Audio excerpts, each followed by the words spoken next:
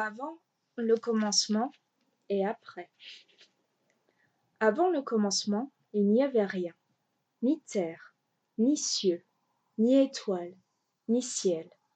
Rien que le monde de la brume, sans forme et sans structure, et le monde du feu, toujours ardent. Au milieu s'étendait le Niflheim, le monde des ténèbres. 11 fleuves de poison fendaient la brume, chacun jaillissant de la même source au centre de tout, le maelstrom rugissant appelé Ævregulmir. Le Niflheim était plus froid que le froid, et la brume obscure nappait tout d'une chape pesante. Les cieux étaient masqués par elle et le sol était couvert par le brouillard glacé. Au sud se trouvait le Muspel. Le Muspel était le feu. Là-bas, tout brillait et brûlait. Le Muspel était la lumière, alors que le Niflheim était la grisaille, la lave en fusion, alors que le monde de brume était gelé. Le pays flambait dans la fournaise grondante d'un feu de forgeron. Il n'y avait ni terre ferme ni ciel. Rien que des étincelles et des jaillissements de chaleur, des roches fondues et des braises ardentes. Au Muspel, en bordure des flammes, où la brume se consume en lumière, où la terre prend fin, se dressait Surte, qui existait avant les dieux. Il se tient là, en ce moment. Il brandit une épée ardente, et la lave qui bout, le brouillard qui glace, tout cela lui est égal. On raconte qu'à Ragnarok, qui est la fin du monde, et alors seulement, Surte quittera son poste. Il quittera le Muspel avec son épée de flamme et incendiera le monde de son feu, et, un par un, les dieux tomberont face à lui. Entre Muspel et Niflheim s'étendait un néant, un lieu vacant fait de rien, sans forme. Les fleuves du monde de brume se jetaient dans ce néant, qui s'appelait le Ginnungagap, l'abîme béant.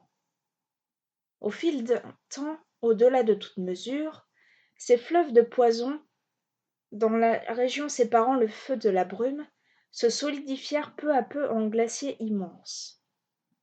Au nord du néant, ceux-ci étaient recouverts d'un brouillard givrant et de grêlons, mais au sud, où ils touchaient au pays du feu, les braises et les étincelles du Muspel rencontraient la glace et les vents chauds des contrées ardentes, rendaient l'air au-dessus de cette banquise aussi doux et agréable qu'une journée de printemps.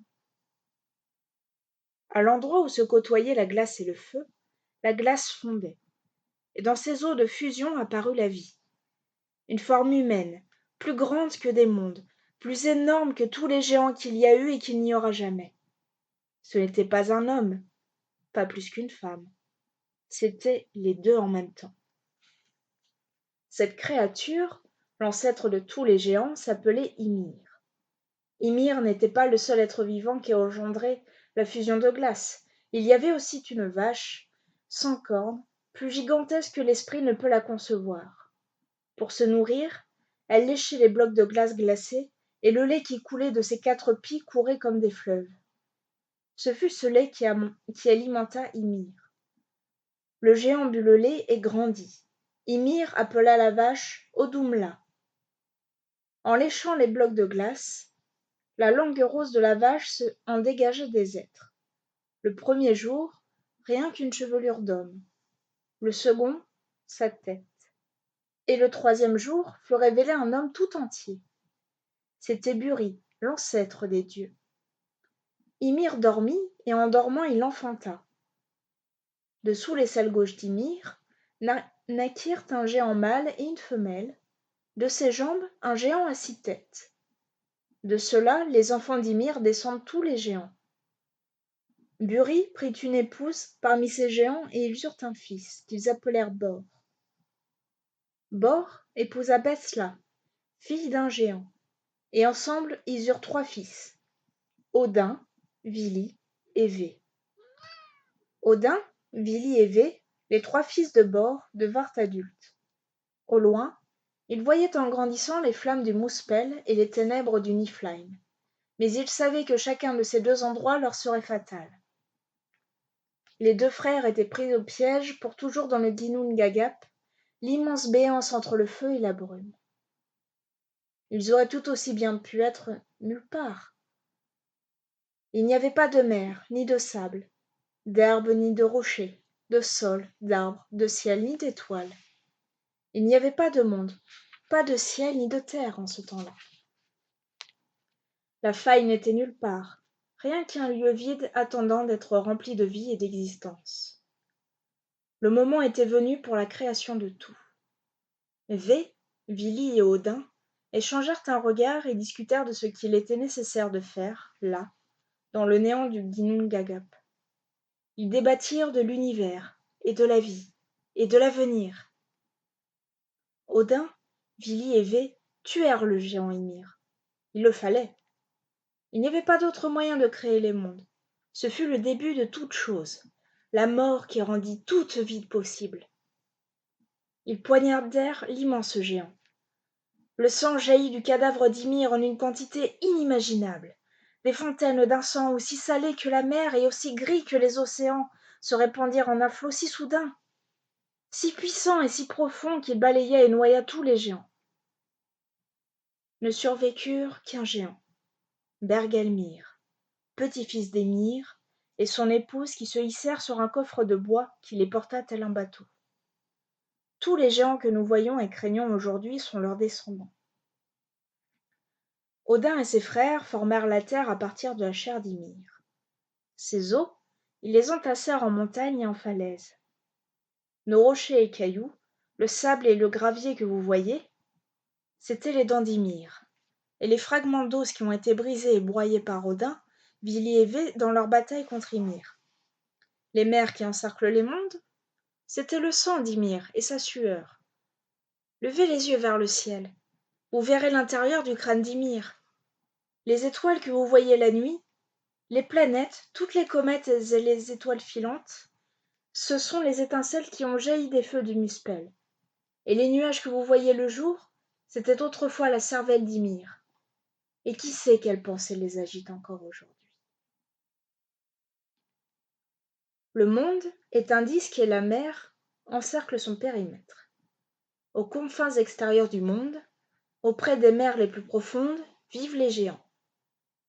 Pour tenir ceux-ci à distance, Odin, Vili et Vé dressèrent avec les cils d'Ymir un rempart qu'ils placèrent autour du milieu du monde. Ils appelèrent Midgard l'espace enclos par le mur. Midgard était vide. Ses terres étaient belles, mais personne n'en foulait les prairies, ni ne pêchait dans ses eaux claires. Personne n'explorait ces montagnes rocheuses ou ne levait les yeux vers les nuages. Odin, Vili et Vé savaient qu'un monde n'en est pas un tant qu'il n'est pas habité. Ils le parcourent en tous sens à la recherche d'êtres sans rien trouver. Enfin, en bord de mer, sur la grève de galets, ils trouvèrent 2 troncs d'arbres ballottés par les vagues, qui avaient flotté jusque-là au gré des marées et avaient été rejetés à terre. Le premier était en bois de frêne. Le frêne est un bel arbre résistant dont les racines plongent profond. Son bois se sculpte bien et il ne se fend ni ne se brise. Le bois de frêne fait un bon manche d'outil ou une hampe de pique. Le deuxième tronc qu'ils remarquèrent, à côté du premier sur la plage, si proche de lui qu'ils se touchaient presque, était un tronc d'orme. L'orme est un arbre gracieux, mais d'un bois assez dur pour qu'on en façonne les planches et les poutres les plus résistantes. En bois d'orme, on peut édifier une belle maison ou une halle. Les dieux ramassèrent les 2 troncs. Ils les posèrent de façon qu'ils se tiennent droit sur le sable, hauts comme des êtres humains. Odin les saisit et, l'un après l'autre, leur insuffla la vie. Ce n'était plus du bois mort sur une plage, maintenant ils vivaient. Vili leur donna la volonté. Il les dota d'intelligence et de précision. Désormais, ils pouvaient bouger et ils pouvaient vouloir. V sculpta les troncs. Il leur conféra une forme humaine.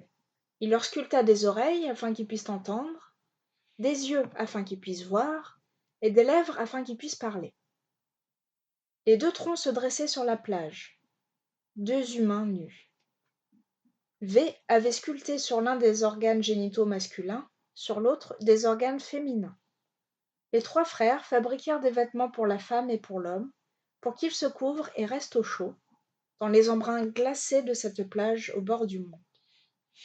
En tout dernier lieu, ils donnèrent des noms aux 2 humains qu'ils avaient créés. L'homme, ils l'appelèrent Ask, c'est-à-dire frêne. La femme, ils l'appelaient Embla, soit orme. Ask et Embla furent notre père et notre mère à tous.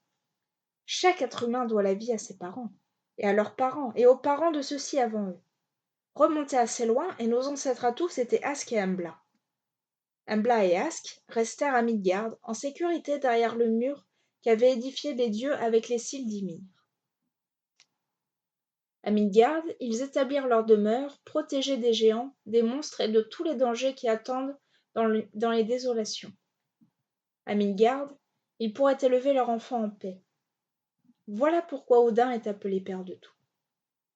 Parce qu'il a été le dieu des dieux, et parce qu'il a insufflé la vie dans les aïeux de nos aïeux. Que nous soyons des dieux ou des mortels, Odin est notre père à tous.